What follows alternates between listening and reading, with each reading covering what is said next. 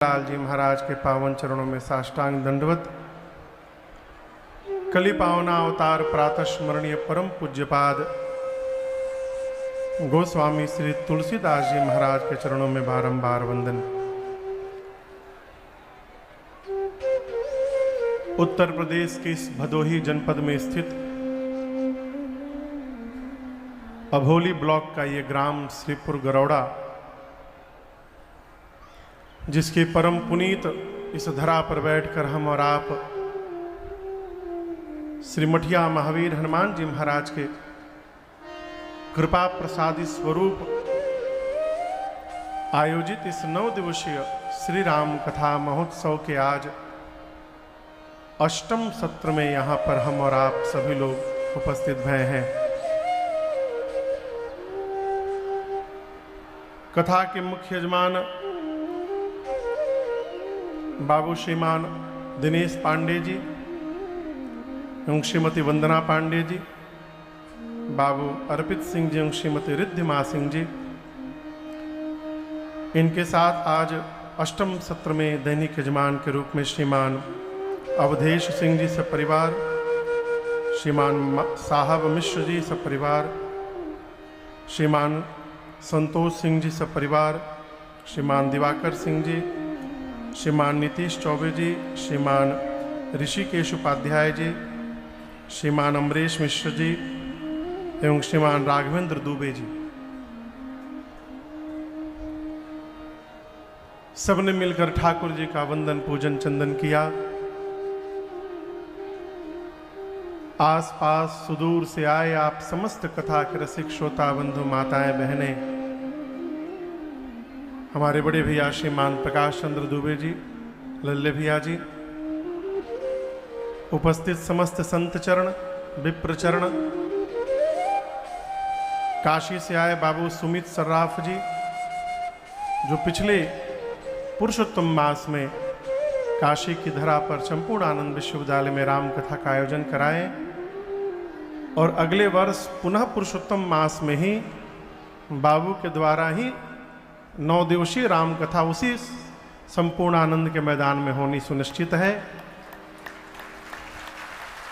काशी से आए भैया अमरकंटक चौबे जी, अमेरिका से आए भैया राघवेंद्र सिंह जी सब परिवार बहुरानी के साथ। पिछले वर्ष मिले ना हम लोग, पिछले वर्ष में कथा गाने के लिए गया तो मैं गाड़ी में बैठा था, ट्रैफिक पर गाड़ी खड़ी थी, ये फुटपाथ पे चल रहे थे तो मुझे देखकर लगा कि कुर्ता पजामा में थे, कोई भारतीय ही है अपने। तब तक ये देखे तो दौड़कर गाड़ी के पास आए, बोले महाराज जी हम आप ही की कथा सुनने यहाँ आए हैं।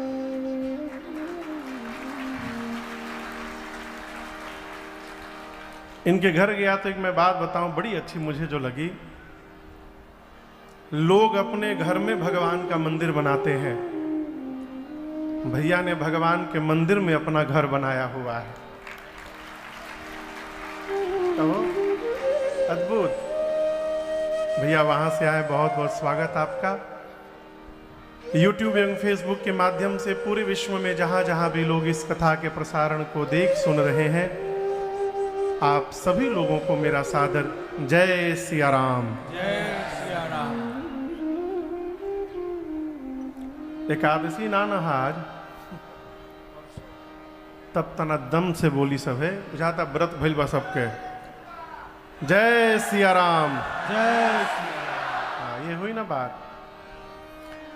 कल कथा कहाँ विराम ली थी?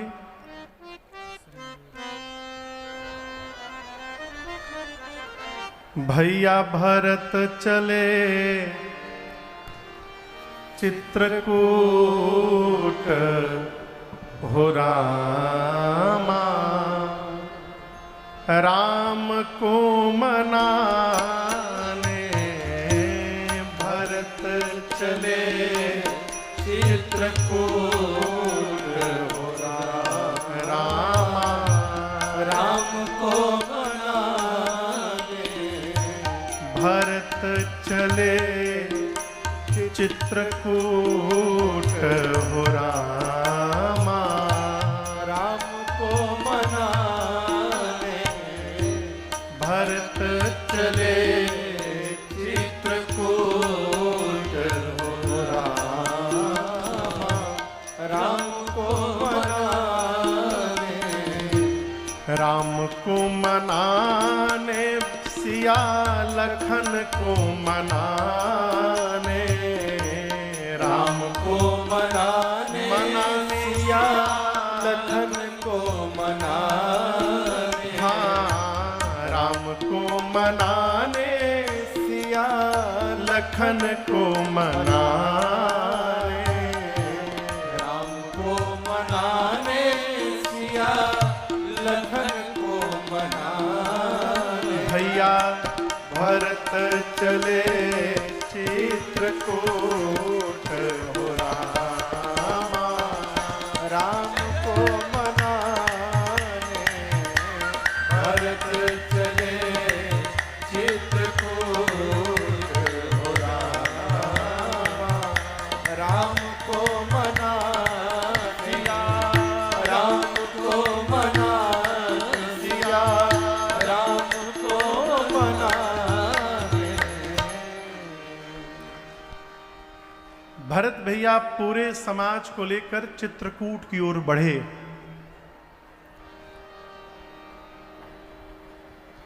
मां के कहने पर भैया रथ पर बैठे थे। पहले दिन तमसा नदी, दूसरे दिन गोमती नदी, तीसरे दिन सई नदी, चौथे दिन पूरा समाज श्रृंगवेरपुर पहुंचा। आपको बताऊं,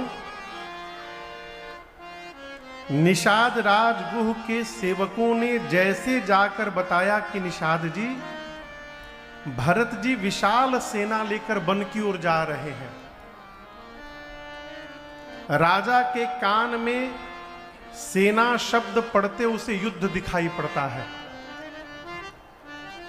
निषाद राजगुह को लगा कहीं भरत जी राम जी से युद्ध करने तो नहीं जा रहे हैं वन में सेना लेकर के। अपने सिपाहियों से बोले कि चारों तरफ खड़े हो जाओ। अयोध्या का एक भी सिपाही अपने शरीर में रक्त का जब तक आखिरी बूंद उपस्थित है, इस गंगा को आज पार नहीं करने पाए। खड़े हो जाओ। सबको निषाद जी ने सिपाहियों को तैनात किया। इसी बीच किसी ने छींक दी। छींक समझते हैं ना, किसी को छींक आ गई। तो एक बूढ़े बाबा ने निषाद राजगुह से कहा, महाराज ये शगुन बता रहा है कि भरत जी राम जी से युद्ध करने नहीं, भरत जी अपने भैया को प्रेम करने के लिए जा रहे हैं। इसलिए मेरी मानिए, आप पहले भरत जी के भाव का पता लगाइए, उसके बाद कोई व्यवहार करिएगा। निषाद राजगुह उपहार लेके, भरत जी एक रथ पर है, बगल के रथ पर गुरुदेव भगवान है। दूर निषाद राजगुह ने उपहार रख करके धरती पर दंडवत किया है। भरत भैया ने पूछा गुरुदेव से, गुरुदेव वो सामने जो दंडवत कर रहे हैं वो कौन है? गुरु जी ने कहा, भरत जी वो आपके भैया के सखा हैं। भोजपुरी में मित्र को संघाती कहा जाता है। संघाती समझते हैं ना आप लोग? यहां भी कहा जाता है। हाँ, भरत जी सुने, क्या सुने? अरे केवट के जतिया हवन मोर भैया के संहतिया, इतना बतिया सुन के केवट के जतिया हवन मोर भैया के संहतिया, इतना बतिया सुन के भरत जी हो गई ले अधीर, इतना बतिया सुन के। रथ पर से भरत जी कूद पड़े, निषाद राजगुह से मिले, निषाद जी से बोले निषाद जी क्या भैया रात को यहां रुके थे क्या? निषाद जी बोले हाँ रात को यहीं सोए थे राम जी। भरत जी हाथ जोड़कर बोले, भूइया समझते हैं? भूइया, भूइया मने हाँ हाँ, कौन हौवे भूइया जहवा मोर भैया रखनी पैया। अरे तना बतिया सुन के। अरे कौन हौवे भूइया जहाँ भैया जी रखनी पैया। इतना बतिया सुन के। निषाद राजगुह ले जाकर उस स्थान का दर्शन कराए। भरत जी पट के सिर इतना बतिया सुन के। भरत जी के कान में राम सखा शब्द पहुंचा और उनके वेग का दर्शन करिए। बाबा कहते हैं ए जी राम सखा सुने संगन त्यागा। राम सखा सुनी संगन त्यागा। भरत जी चले उतरे उमगत अनुरागा। चले उतरे उमगत अनुरागा। चले उतरे उमगत अनुरागा। भरत जी सुने कि राम सखा है, भरत जी रथ पर से कूद पड़े। गोस्वामी जी कहते हैं मनहु लखन सन भेंट भई। भरत जी को लगा कि छोटे भैया लक्ष्मण जी मिल गए हो। उस भांति दौड़कर निषाद राजगुह को उठाकर गले लगाया। किसने लगाया? किसने लगाया? भरत भैया ने लगाया। आपको बताऊं, जिस समय भरत जी निषाद राजगुह को हृदय से लगा रहे थे, लोग कहने लगे कि भरत जी एक अछूत को गले लगा रहे हैं। निषाद राज को गले लगा लिए भरत जी, चक्रवर्ती सम्राट के लड़का है। एक बात समझिएगा, इसको ठीक से समझिएगा, जाति से केवल अछूत कोई नहीं होता है। बुरा ना मानिएगा, एक बात बोले, भगवान न करे बीमारी हो जाए कोई, डॉक्टर साहब कह दे 2 बोतल खून चाहिए, ब्लड बैंक में कोई नहीं पूछत है ब्राह्मण के खून है कि क्षत्रिय के है कि वैश्य के है कि शूद्र के है। कोई पूछता है क्या? अछूत होते हैं, लेकिन अछूत कौन है? मानव का शरीर मिलने के बाद जो भगवान का भक्त नहीं बन पाया, उससे बड़ा अछूत संसार में कोई नहीं है। नर शरीर प्राप्त हुआ, जेहि तन दियो ताहि बिसरायो, ऐसो नमक हरामी। कहो, भगवान का जो भक्त नहीं हो पाया, उससे बड़ा अछूत कोई नहीं हुआ। बिहार में बक्सर में गंगा जी बहती हैं। यहां बक्सर का कोई है? बक्सर यहां है बाबू, एक आए हैं। तो गंगा जी के बगल में ही एक नदी है कर्मनासा, है ना? हो कहते हैं कर्मनासा नदी का जल यदि स्पर्श मात्र हो जाए तो जीवन के सारे पुण्य सत्कर्म समाप्त हो जाए, ऐसी मान्यता है।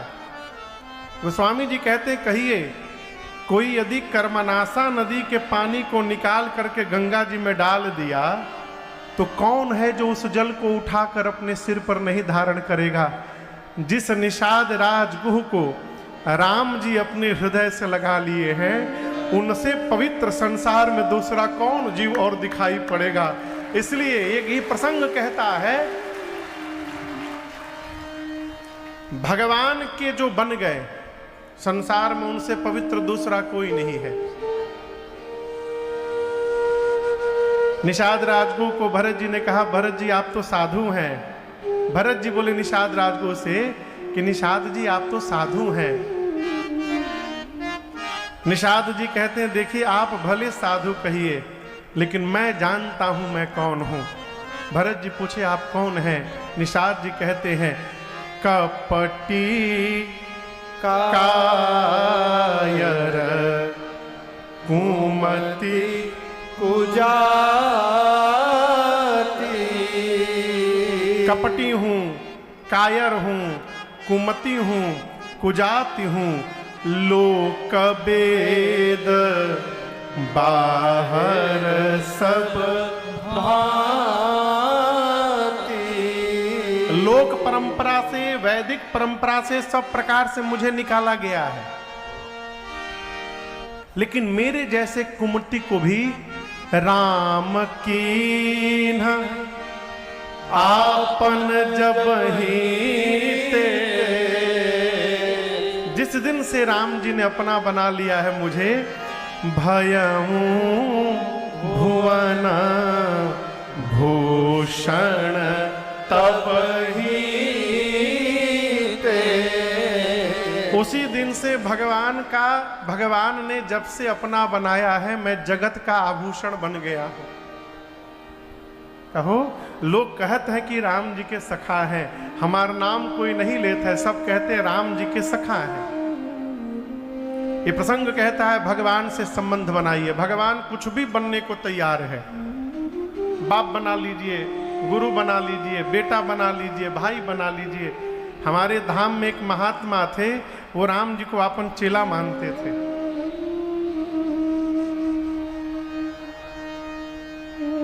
अभी जो मेयर है ना तिवारी जी, हाँ, जो पूज्य तिवारी जी मेयर है अभी, उन्हीं के परिवार में हुए। तो राम जी को अपना शिष्य मानते थे और उनकी दिनचर्या क्या थी? एक कमरा था उनका, कमरे में राम जी की फोटो लगी थी और एक दीवार पर ब्लैक बोर्ड लगा हुआ था। फोटो को रख करके अब ब्लैक बोर्ड पर चौक से राम जी को दिन भर पढ़ाते थे। क लिखते थे, ख लिखते थे और छड़ी से कहते थे राम जी पढ़िए क। दिनवा भर फोटो को पढ़ाते थे राम जी के। फिर उनको लगता था कि राम जी पढ़ नहीं रहे हैं, तो राम जी को छड़ी दिखाते थे, मारेंगे आपको, भाव में। फिर उनको लगता था कि छड़ी देखकर राम जी रोने लगे हैं, तो खुद बैठ के घंटों रोते थे। कहते थे राम जी आप ही न नहीं पढ़ रहे हैं, इसलिए हमको छड़ी दिखानी पड़ रही है आपको। मंदिर दर्शन करने नहीं जाते थे। कहते थे राम जी वहाँ पर सिंहासन पर विराजमान है, मैं उनके गुरु जी हूँ। यदि हम चले जाएंगे तो गुरु जी के सामने राम जी को सिंहासन पर बैठने में संकोच होने लगेगा, इसलिए वो मंदिर में जाते ही नहीं थे। ऐसे ऐसे महात्मा। तो भगवान से संबंध बनाइए। आप मुझे ही देखिए ना, हमरे नियर कितने राजन घूम रहे हैं, कोई पूछा तो नहीं है भैया? अरे मुझे कौन पूछता था, तेरी बंदगी से पहले मुझे कौन पूछता था, तेरी बंदगी से पहले मुझे कौन पूछता था, मुझे कौन पूछता था, तेरी बंदगी से पहले मुझे कौन पूछता था, तेरी बंदगी से पहले मैं खुद को ढूंढता था, मैं खुद को ढूंढता ढूंढता था, तेरी बंदगी से पहले मैं तुझको ढूंढता था, तेरी बंदगी से पहले मुझे कौन पूछता था।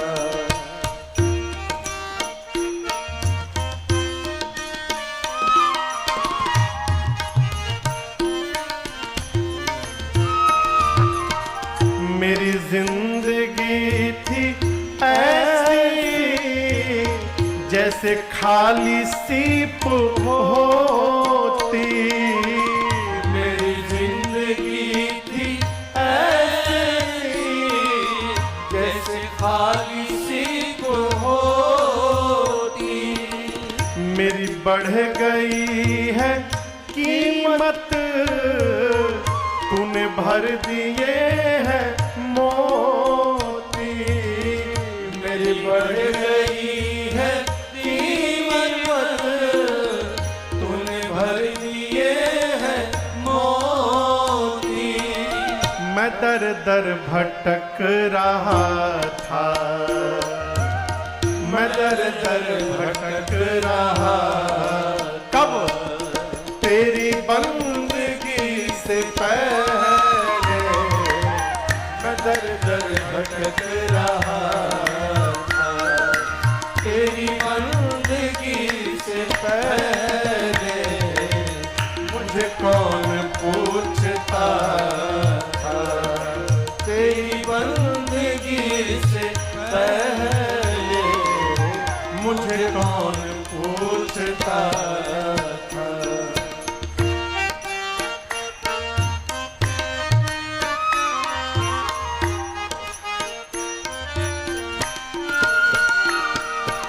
मैं कुछ भी तो नहीं था, मेरे कुछ नहीं थी हस्ती, मैं कुछ भी तो नहीं था, मेरी कुछ नहीं थी हस्ती, मैं यूं भटक रहा था, तूफान में हो कश्ती, मैं यूं भटक रहा था, तूफान में हो कश्ती, मैं बुझा हुआ दिया था,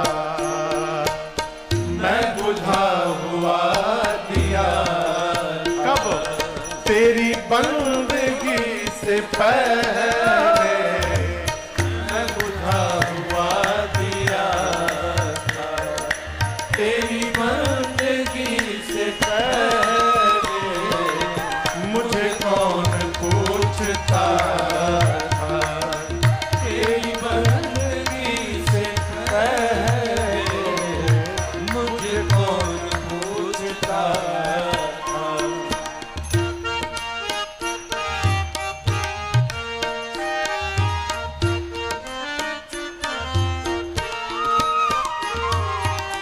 तू तो प्रभु बड़ा है, तेरी रहमतें बड़ी हैं, तू तो प्रभु बड़ा है, तेरी रहमतें बड़ी हैं, तुझे क्या क्या हम सुनाए, क्या दास पर पड़ी है, तुझे क्या क्या हम सुनाए, क्या दास पर पड़ी है, ना ये गीत ना गला था, ना ये गीत ना गला था, तेरी बंदगी से पहले ना ये गीत ना गला था, तेरी बंदगी से पहले मुझे कौन पूछता था, तेरी बंदगी से पहले मुझे कौन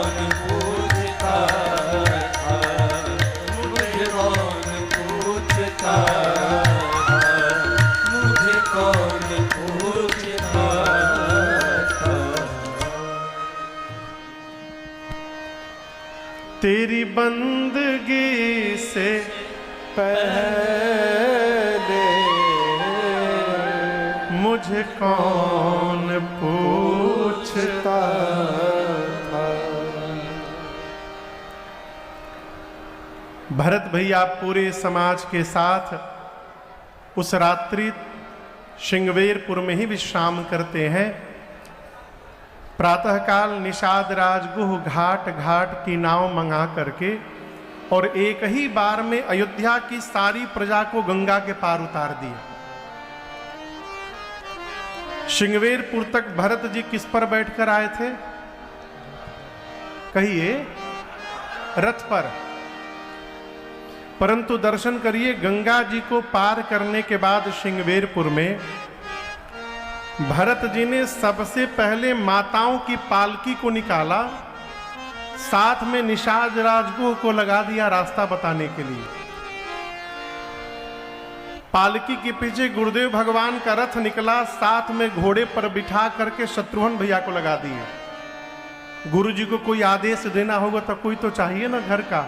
शत्रुघ्न भैया गुरु जी के साथ साथ, गुरु जी के रथ के पीछे अयोध्या की प्रजा अपने अपने वाहन पर बैठ करके चली गई। और सबके जाने के बाद अब गंगा जी के तट से भरत भैया न रथ पर बैठे, न घोड़े पर बैठे, न हाथी पर बैठे।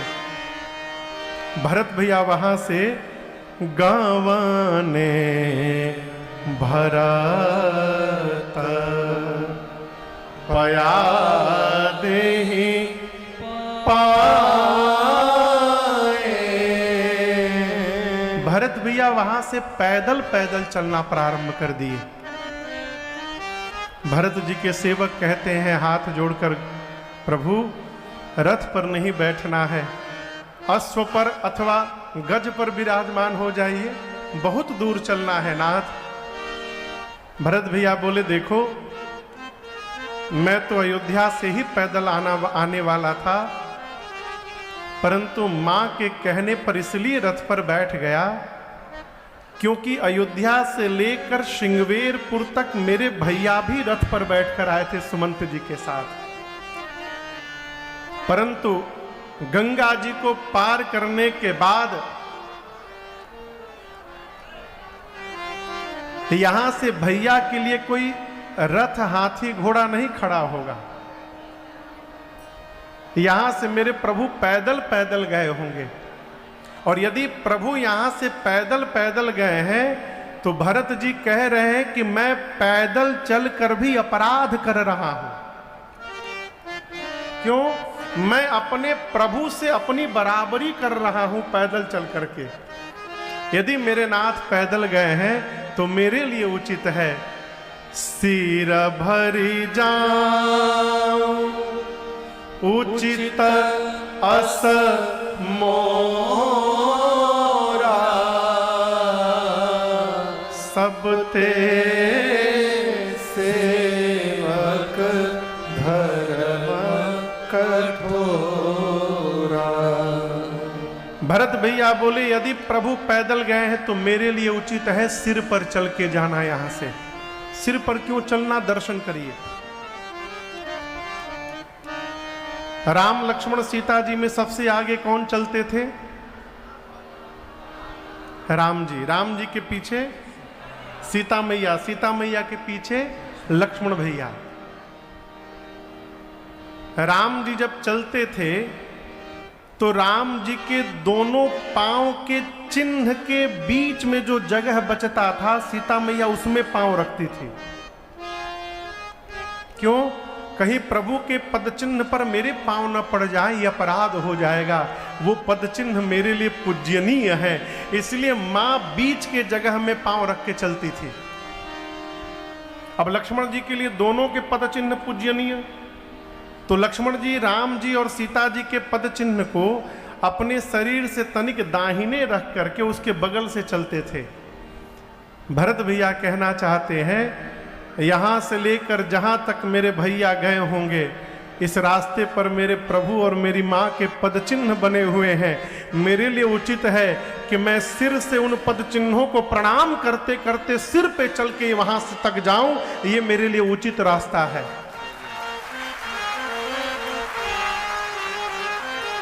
भरत भैया पैदल पैदल चल कर आए और तीर्थराज प्रयाग पहुंचते पहुंचते झलका झलकत पायन कैसे, झलका झलकत पायन कैसे, पंकज कोश सकन जैसे, पंकज कोश सकन जैसे, भरत पया देहि आए आजू, भरत पया देहि आए आजू, भयउ दुखित सुनि सकल समाजो, भयउ दुखित सुनि सकल समाजो, भयउ दुखित सुनि सकल समाजो, भयउ दुखित सुनि सकल समाजो। भरत जी के दोनों पांव में छाले निकल गए पैदल चलते चलते, परंतु उसी अवस्था में भरत जी ने अयोध्या की पूरी प्रजा की सूचना जाकर समाचार पूछा, सबका हालचाल लिया। पता चला कि सब लोग गाड़ी से आए थे रथ पर बैठकर, इसलिए पहले ही आकर सब लोग स्नान कर चुके हैं। खबर लीन ही सब लोग नहाए, सब लोग स्नान कर चुके हैं। अब भरत जी गुरुदेव जी की आज्ञा लेकर स्वयं स्नान करने गए। आपको एक बात बताऊं, गुरुदेव भगवान ले जाकर त्रिवेणी जी के संगम पर भरत जी से बोले, भरत जी इसी संगम में जाकर आप स्नान करिए। और आपसे कहूं, गुरुदेव के कहने के बाद भी भरत जी त्रिवेणी में उतर नहीं रहे हैं। गुरु जी ने पूछा, क्या हुआ भरत जी, आप जा क्यों नहीं रहे हैं? भरत जी कहते हैं, गुरुदेव इस त्रिवेणी में 3 नदियां हैं, गंगा जी हैं, दूसरा यमुना मैया है और तीसरी सरस्वती मैया है। गंगा यमुना दिखाई तो देती हैं, सरस्वती दिखाई नहीं देती, वो भीतर ही भीतर समाहित है। गुरु जी बोले, तो आपको भय किस बात का है, जाइए नहाइए। भरत जी बोले, गुरुदेव गंगा से और यमुना से भय नहीं है, भय सरस्वती से लग रहा है। क्यों? भरत जी कहे, इसी सरस्वती ने आकर मेरे परिवार में मति पलट दी तो उत्पात हो गया गुरुदेव।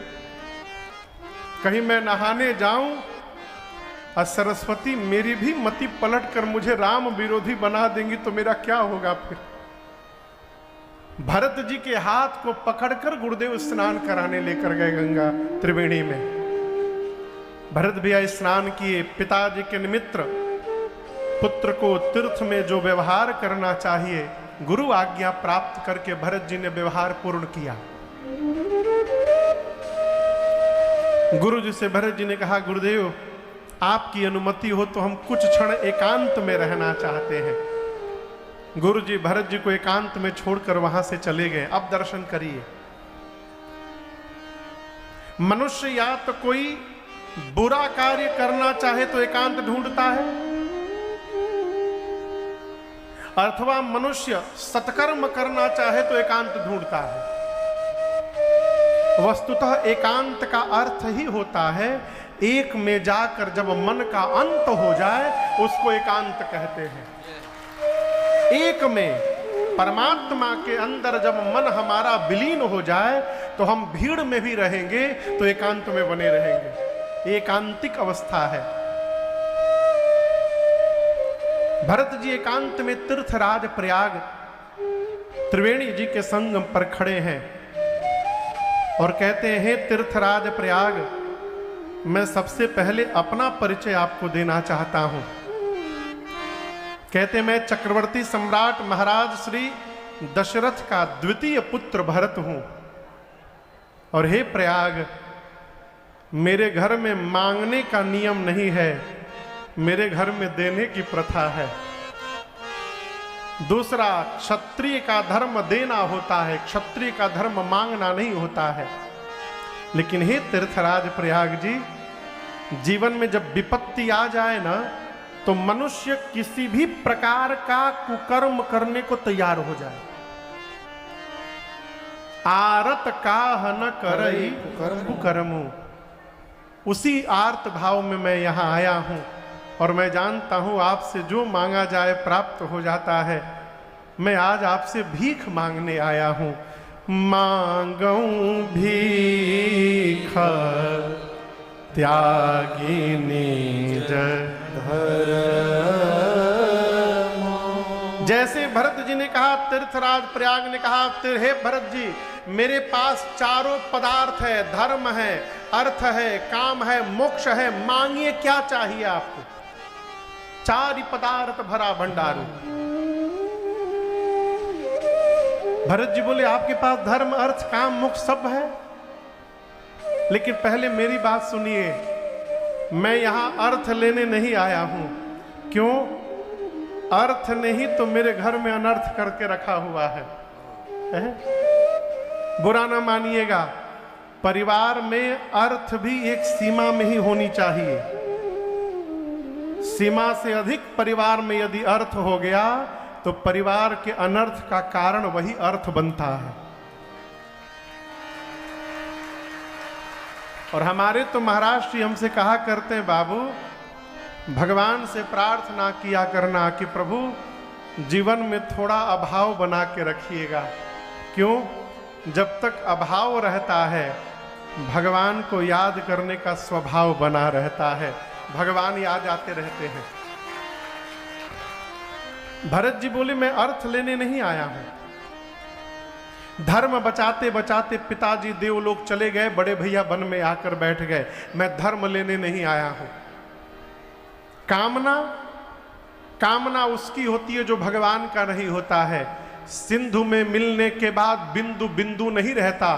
बिंदु तभी तक बिंदु है जब तक बूंद बना है, और वो बूंद जब सिंधु में चला जाता है तो बिंदु से सिंधु बन जाता है और उसकी सारी कामनाएं पूरी हो जाती है।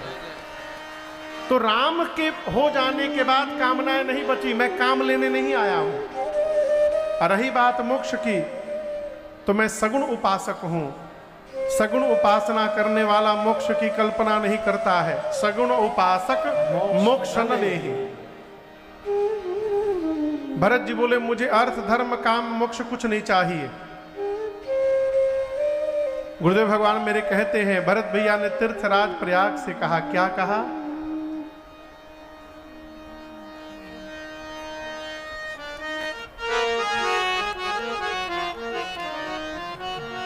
अर्थ चाहिए न धर्म काम चाहिए। क्या चाहिए?